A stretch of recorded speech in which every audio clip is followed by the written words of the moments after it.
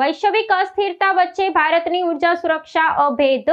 કેન્દ્રીય મંત્રી જ્યોતિરાદિત્ય સિંધિયાએ આપ્યું મહત્વનું નિવેદન. કેન્દ્રીય મંત્રી જ્યોતિરાદિત્ય સિંધિયાએ વર્તમાન વૈશ્વિક પરિસ્થિતિ પર પ્રકાશ પાડતા જણાવ્યું કે વિશ્વભરમાં ચાલી રહેલી અસ્થિરતાએ વૈશ્વિક અર્થતંત્ર ને પુરવઠા શૃંખલાને ગંભીર નુકસાન પહોંચાડ્યું છે. ખાસ કરીને ઉર્જા બજારોમાં આવેલા મોટા પરિવર્તનો વચ્ચે ભારતે અત્યંત સાવચેતીપૂર્વક પોતાની મર્યાદાઓ ને જરૂરિયાતોનું સંતુલન જાળવ્યું છે. ઉર્જા એ કોઈપણ રાષ્ટ્રના વિકાસની કરોડરજ્જુ સમાન હોય છે અને ભારત આ પડકારજનક સમયમાં પણ પોતાના હિતોનું રક્ષણ કરવામાં સક્ષમ રહ્યું છે, જે દેશની મજબૂત આર્થિક પાયાની સાબિતી આપે છે. આ વિશ્લેષણ દરમિયાન મંત્રીએ ભારતીય રાજદ્વારી પરિપક્વતા ને વિવિધ રાષ્ટ્રો સાથેના સહયોગાત્મક જોડાણોની પ્રશંસા કરી હતી. તેમણે ઉલ્લેખ કર્યો કે ભારતના જહાજો આજે હોર્મુઝની સામુદ્ર ધુની જેવા સંવેદનશીલ જળમાર્ગો પર સુરક્ષિત રીતે પસાર થઈ ને દેશના કિનારા સુધી પહોંચી રહ્યા છે, જે ભારતની વધતી જતી વૈશ્વિક ક્ષમતા દર્શાવે છે. વિવિધતા અને નિર્ણાયક અમલીકરણના કારણે જ દેશના તમામ વર્ગોને વૈશ્વિક બજારની અસ્થિરતા અને ભાવ વધારાથી સુરક્ષિત રાખવાનું શક્ય બન્યું છે, જે લોકશાહીની પરિપક્વતાનો ઉત્તમ નમૂનો છે. A global winter has set in. Right in our neighborhood. Take for instance the Strait of Hormuz. A narrow arterial strip that today can have a chokehold over world energy supplies. And therefore, in this environment, the current instability has sent shock waves through the global system. Shock waves that have disrupted supply chains, erupted geopolitical tensions. At the same time, energy markets have been fundamentally affected, and the rhythm of trade is suddenly experiencing very, very high and low octaves. And it is in this environment where energy is our backbone that India has been able to navigate these very choppy waters. The Prime Minister over the last 4 weeks has put in place a very structured system which covers my ministerial colleagues, covers bureaucratic systems, covers all chief ministers of states, a whole of India approach, not only a whole of government approach, but a whole of India approach to be able to navigate the so-called unsurmountable problems and to convert those problems into opportunities. And with that thought, India today has been able to put in place engagement across multiple nations. Our Indian vessels are today moving through the Strait of Hormuz, whether it is Shivalik or Nanda Devi, reaching the shores of India, and at the same time, ensuring that all constituencies within India are protected from this volatility. This speaks of a maturity of our democracy, a maturity across diplomacy, diversification, and decisive execution. And I believe that even internally, we must reinvent with purpose. We must scale with efficiency, and at the same time, we must give service with sustainability. And if you take these 3 parameters, for me personally, there is no other department that can expound these 3 parameters better than my very own India Post.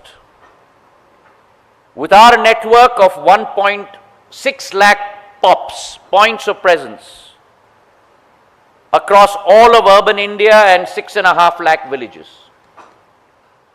we are on the road of transforming this vast network into a logistic powerhouse, a logistic powerhouse not only for India, but it is our ambition and our commitment, a logistics powerhouse for the world. On the 17th of March, we launched 3 new products. 24-hour speed post, 48-hour speed post, 24-hour speed parcel. These speak of commitment. These speak to capability to service. These speak to the concepts of Six Sigma. And we are measuring them across all metropolitan city pairs where we are servicing today to ensure above 96% delivery across all 3 new products. An organization that grew in terms of revenue at very slow multiples. Last fiscal, or I should be saying now the fiscal before last, 24-25, we closed at 13,280 crores in terms of revenue. And it is my confidence that this past fiscal, FY 25-26, we will show the country double-digit growth rates in the Department of India Post in terms of revenue. Many of you may not know, but today we are a cost center to the Government of India. And it is our resolve within our department, 4.5 lakh Dak Sevaks and our department.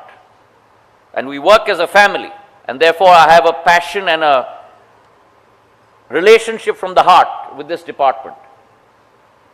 And these 4.6 lakh Grameen Dak Sevaks have resolved that we will move from being a cost center to GOI to hopefully being a profit center to GOI by the year 2029-2030. And whilst we talk of India Post, we must also talk about the invisible digital highway that the Prime Minister has built over the last decade. The telecommunications highway. India had the fastest 5G rollout in the world. 500,000 towers, 450,000 crores worth of capex. In a short period of 4 years, 400 million consumers. And our 5G consumers will go from 400 million to over 1 billion by 2030. And that's why I say, we followed the world on 4G. We marched with the world on 5G. But we will lead the world on 6G. 10% increase in broadband growth capability across our country will lead to a 1.5% increase in GDP. Now comprehend that. And sensing that opportunity, the Prime Minister has put in place the amended BharatNet program. No country in the world has conceptualized that. $17 billion being spent by Government of India. 1,39,000 crores. For what? To connect every single village across the length and breadth of our country with OFC fiber.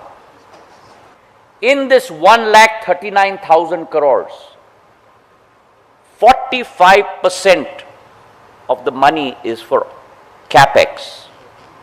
55% of the money is for OPEX to be able to maintain that fiber for the next 10 years. That's the transformation that India is going through. And when we are going through this transition, transformational growth, growth with resilience,